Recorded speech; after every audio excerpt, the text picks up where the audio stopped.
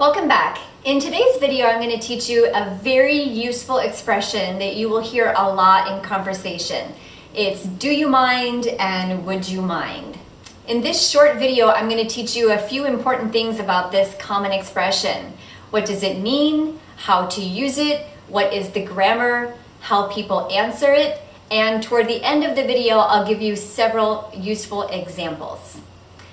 So first, let's look at the meaning of do you mind and would you mind.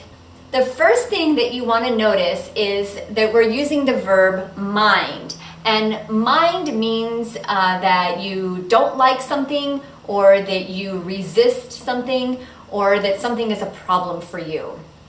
We often use these expressions to ask if something is okay. We use these in public when we're talking to people that we don't know, or we use them with people that we know, like friends or family, to ask if something is okay.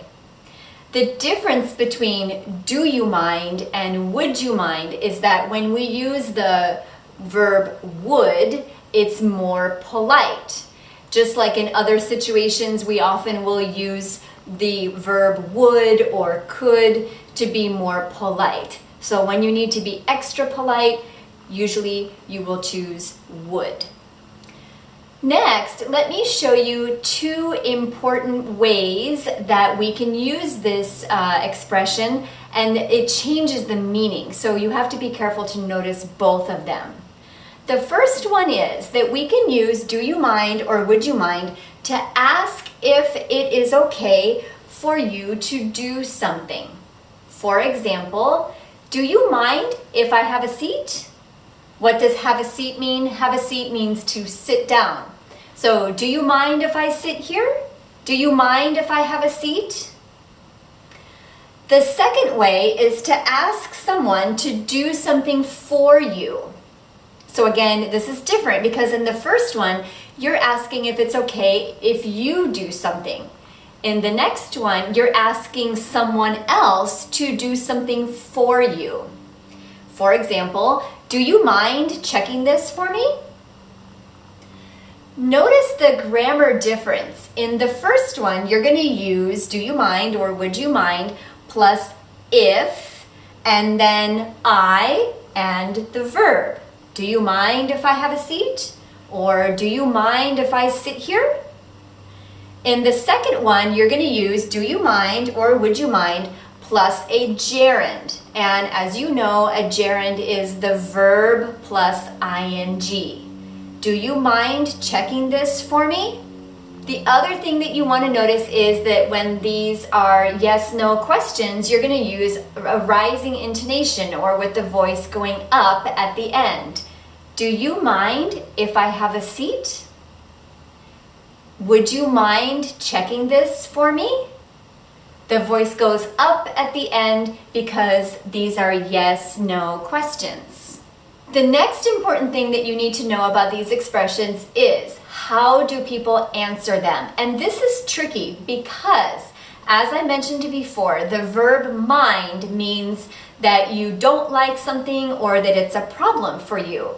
So if I ask you, do you mind if I sit here? What I'm asking is it a problem if I sit here? And the answer is going to be no. So again, that's tricky. Do you mind if I sit here? No. Go ahead. Would you mind checking this for me? No problem. Often we will answer no, no problem, or no with some kind of invitation, like no, go ahead, or no, please do. Another way that we sometimes answer is we'll even answer with a word like sure or of course. Do you mind if I sit here? Sure, go ahead. Would you mind checking this for me? Of course, no problem. However, we never answer these with yes, because if we say yes, that means it is a problem. The only time that I would use yes to answer this is if I don't want to do something. Do you mind if I sit here? Yes. And that means I don't want you to sit here. It's a problem. And that would be rude, but it is a possible answer.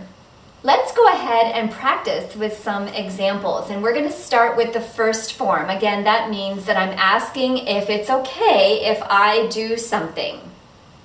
Do you mind if I have a seat? Do you mind if I sit here? Do you mind if I borrow your pencil? Do you mind if I have a look at your notes? We might use this in a classroom. Would you mind if I go first? Do you mind if I stop over later? Do you mind if I visit tomorrow? Would you mind if I do it later? Now let's practice the second form, which is to ask someone to do something for you. Do you mind checking this for me? Do you mind holding the elevator? Do you mind signing this? Would you mind giving me a hand? Would you mind carrying this for me?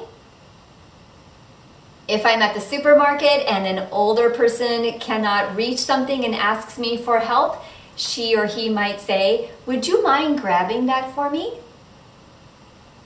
Would you mind helping me with my homework? Would you mind sharing your notes with me?" Take a look at the description box below. I'm going to leave 2 questions there for you to practice answering with these forms. And if you liked this video, please be sure that you are subscribed. Maybe share it with a friend to help me grow my channel so that I can reach more English learners like you. Let me know if you have any questions in the comments below, and I hope to see you soon. Take care.